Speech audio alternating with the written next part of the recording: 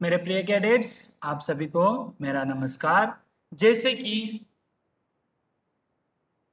व्याकरण भाग के अंतर्गत बहुत सारे अंशों को हमने देख लिया है, उसी प्रकार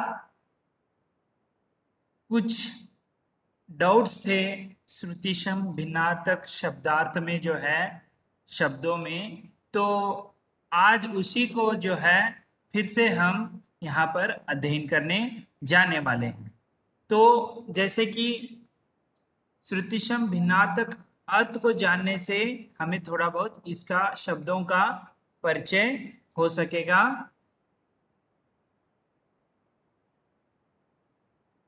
श्रुतिशम भिन्नार्थक शब्द, तो देखिए इसकी परिभाषा इस प्रकार है। हिंदी भाषा में अनेक शब्द ऐसे हैं जो एक आध अक्षर या मात्रा के अंतर के बावजूद सुनने में, देखने में, पढ़ने में एक से लगते हैं। ठीक है, थोड़ा बहुत एक आध अक्षर या मात्रा इधर उधर होता है, लेकिन पढ़ने में, लिखने में, देखने में जो है समान होते हैं, किंतु उनके अर्थ में बहुत अंतर होता है। ऐसे शब्दों को श्रुतिशम, इसका अर्थ जो है सुनने में एक जैसे लगने वाले, इसका अर्थ है भिन्नार्थक यानी भिन्न अर्थ वाले कहा जाता है। जैसे दिन, दिवस, दीन, गरीब। देखिए दिन और दीन दोनों एक जैसे दिखते हैं, मात्राओं में इसमें थोड़ा बहुत अंतर है। तो दीन यानी दिवस है, दीन यानी गरीब है। इस तरह जो है उदाहरण आप देख सकते हैं। चलिए, तो देखिए यहाँ पर इसका विस्तृत जो है अर्थ देखेंगे। श्रुतिशम भिन्नार्थक शब्द यानी श्रुति, इसे जब विच्छेद करेंगे तो इसका अर्थ क्या क्या निकलेगा। देखिए, श्रुति यानी सुनना, सम यानी समान, सुनने में समान, लेकिन भिन्न अलग, अर्थ में ये क्या है, अलग है। तो इस तरह आगे देखिए, वे शब्द जो सुनने तथा लिखने में लगभग समान लगते हैं, किंतु उनके अर्थ बहुत भिन्न होते हैं। लिखने में और सुनने में समान होते हैं, लेकिन उनके अर्थ जो है भिन्न होते हैं। श्रुतिशम भिन्नार्थक शब्द कहलाते हैं। इनको ही श्रुतिशम भिन्नार्थक शब्द कहते हैं। आगे देखिए, यहाँ पर एक चित्र दिख रहा है आपको। इसे क्या कहते हैं, पत्ता। इसे हम पत्ता कहते हैं। किसी पेड़ पौधे का पत्ता होता है। और यहाँ पर दूसरा देखिए, पता। पता जो आप पत्र में जो है उसके ऊपर लिफाफे में जो है पता आप लिखते हैं, पत्ता और पता। पता का अर्थ होता है किसी का रहने का स्थान। इस तरह उसी प्रकार आगे देखेंगे, यहाँ पर श्रुतिशम भिन्नार्थक शब्द हैं, जैसे यहाँ पर दिखाया है सर और शर। सर यानी यहाँ पर देख सकते हैं सरोवर, शर यानी जो धनुष में होता है। उसी प्रकार नार, नीर यानी पानी है, और नीड यानी घोंसला है। उसी प्रकार जलद, जलद यानी जो बादलों में गिरने वाला पानी है। जलज यानी कमल है। उसी प्रकार ग्रह, ग्रह यानी जो आप नौ ग्रह जो हैं देख सकते हैं। उसी प्रकार गृह, गृह यानी घर है। इस तरह श्रुतिशम भिन्नार्थक अर्थ होते हैं। तो देखेंगे शब्द और अर्थ सहित देखेंगे। उत्तर और उत्तर दोनों में देखिए, उत्तर यानी ऊंचे स्थान से नीचे आना उत्तर होता है। उत्तर यानी एक दिशा या जवाब। देखिए यहाँ पर देखने में उत्तर और उत्तर में, लिखने में या सुनने में थोड़ा बहुत एक जैसे लगते हैं, लेकिन इनके अर्थ देखेंगे तो यह भिन्न होते हैं, बिल्कुल भिन्न होते हैं। पता किसी का रहने का स्थान, पत्ता यानी किसी पेड़ पौधे का पत्ता। बाग और बाग, बाग का अर्थ होता है बगीचा, उपवन। उसी प्रकार बाघ का अर्थ होता है एक पशु। ठीक है, उसी प्रकार अन्य शब्द देखेंगे, शब्द और अर्थ। समान और सामान, देखिए लिखने में थोड़ा बहुत जो है मात्राएं इसमें जुड़ जाती हैं, लेकिन अर्थ बिल्कुल भिन्न होता है। समान यानी बराबर होता है, उसका अर्थ। सामान का अर्थ होता है सामग्री या पदार्थ, ठीक है। उसी प्रकार पवन और पावन, पवन का अर्थ होता है वायु और पावन का अर्थ होता है पवित्र। तो अर्थ इसमें भिन्नार्थक लग रहे हैं ना, अर्थ जो है भिन्न लग रहे हैं, लेकिन उच्चारण में जो है सुनने में एक जैसे लग रहे हैं। हंस और हंस, हंस यानी हंसना, अंश यानी एक पक्षी है। उसी प्रकार दिन और दीन, दिन और दीन, दिन यानी दिवस होता है, दीन यानी गरीब होता है। उसी प्रकार आगे देखिए आदि और आदि, आदि का अर्थ होता है आरंभ, आदि का अर्थ होता है अभ्यस्त, ठीक है। उसी प्रकार आगे देखिए अंदर और अंतर,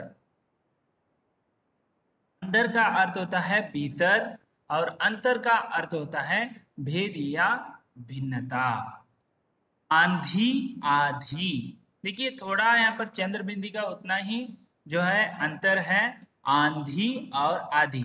आंधी का अर्थ होता है तेज हवा और आधी का अर्थ होता है आधा हिस्सा, आधी, ठीक है। और देखिए और ओ की और औ की मात्रा मिली हुई है। और यानी तरफ, और यानी तथा, अन्य, दूसरा, इस तरह अर्थ होता है। उसी प्रकार आगे देखिए मेला और मैला, में ये का मात्रा और आई की मात्रा लगी हुई है। मेला यानी त्योहार पर लगा बाजार है और मैला यानी गंदा।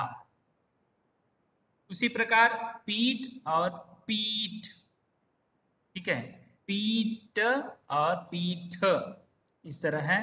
पीठ यानी पीटना है, पीठ यानी शरीर का अंग जो आप देख सकते हैं, पीठ उसे कहते हैं, और पीठ यानी पीटना है, ठीक है। उसी प्रकार आगे बढ़ते हैं। यहाँ पर कुछ अन्य श्रुति शब्द दिए हैं, उनके अर्थ से आपको भिन्न कैसे हैं ये समझ में आएगा। तो देखिए अन्न, अन्य, अन्न का अर्थ होता है अनाज, अन्य का अर्थ होता है दूसरा। उसी प्रकार अपेक्षा, उपेक्षा, देखिए उ और अ के प्रारंभ में है उतना ही अलग है। अपेक्षा यानी आशा है, उपेक्षा यानी परवाह न करना, ठीक है। उसी प्रकार अपकार और उपकार, अ और उ की मात्रा दे यहाँ पर देखिए स्वर जो है अलग है, लेकिन उपकार और अपकार एक ही जैसे लगते हैं। अपकार यानी बुराई, उपकार यानी भलाई, ठीक है। उसी प्रकार उदर, उधर, उदर का अर्थ होता है पेट, लंबोदर, उदर, ठीक है। उधर यानी दूसरी ओर। उसी प्रकार कपट और कपाट, कपट और कपाट, देखिए आ की मात्रा मिली हुई है प में, तो कपट यानी छल है, कपाट यानी किवाड़ जो है कहते हैं। उसी प्रकार जवान और जबान, जवान और जबान, तो जवान यानी युवा है और जबान यानी जीभ या भाषा है। श्वेत और स्वेद, देखिए श्वेत यानी सफेद है, स्वेद यानी पसीना है। उसी प्रकार आगे देखेंगे अंश और भाग, ठीक है। तो देखिए अंश यानी भाग है, अंश यानी कंधा है। उसी प्रकार दूसरा देखिए अवलंब, सहारा है। अविलंब, अविलंब, अवलंब और अविलंब, देखिए दोनों में अंतर बहुत नहीं है, लेकिन अर्थ देखें तो अविलंब का अर्थ होता है शीघ्र। अली और अली, अली का अर्थ होता है भौरा, अली का अर्थ होता है सखी। उसी प्रकार अंदर और अंतर, अंदर यानी भीतर, अंतर यानी भिन्नता। इसी प्रकार देखिए अंबर यानी आकाश है, अंबार यानी ढेर है। अंबर और अंबार। देखिए अक्ष और अक्षी, अक्ष और अक्षी, अक्ष यानी धुरी, अक्षी यानी आंख। उसी प्रकार अणु, अणु और अनु, अणु का अर्थ होता है कण, अनु का अर्थ होता है अनुकरण करना। उपयुक्त, उपर्युक्त, देखिए दोनों में कितना ज्यादा अंतर नहीं है, उपयुक्त और उपर्युक्त। तो उपयुक्त यानी ठीक, उपर्युक्त यानी ऊपर कहा गया, अबाव, ऐसे आप कहते हैं। इसी प्रकार देखिए उदार और उदर, उदार का अर्थ होता है दयालु और उदर का अर्थ होता है पेट। उसी प्रकार कीट, कटी, तो देखिए इसमें कीट का अर्थ होता है कीड़ा, कटी का अर्थ होता है कमर। कढ़ाई, कढ़ाई, देखिए कढ़ाई, कढ़ाई, तो कढ़ाई का अर्थ होता है बर्तन, बेल का काटना। उसी प्रकार कढ़ाई जो होता है शक्ति। कंजर और कुंजर, कंजर का अर्थ है घुमक्कड़, कुंजूर यानी हाथी, कुंजर यानी हाथी है, कंजर और कुंजर। ठीक है, उसी प्रकार आगे है कृपण और कृपाण, कृपण और कृपाण। तो कृपण यानी कंजूस है, कृपाण यानी तलवार है। उसी प्रकार कर, कर्म और क्रम, देखिए कर्म और क्रम, कर्म अर्थ होता है काम, क्रम का अर्थ होता है सिलसिला। ग्रह और गृह, ग्रह का अर्थ नक्षत्र है, गृह का अर्थ है घर। चालक और चालाक, चालक का अर्थ होता है चलाने वाला और चालाक का अर्थ होता है चतुर। उसी प्रकार तो इस तरह ये जो है श्रुतिशम भिन्नार्थक शब्द जो है आपको समझ में आया होगा। उच्चारण में लगभग सही लगते हैं, एक जैसे लगते हैं सुनने में और लिखने में, लेकिन इनके अर्थ जो हैं बहुत ही अलग होते हैं। यहाँ पर एक कहावत है, देखिए किस तरह है, बहुत ही अच्छी तरह से है। मुश्किलें हमें सिखाती हैं हम किस मिट्टी के बने हैं। जब मुश्किल हमें यही सिखाते हैं कि हम किस मिट्टी से बने हैं।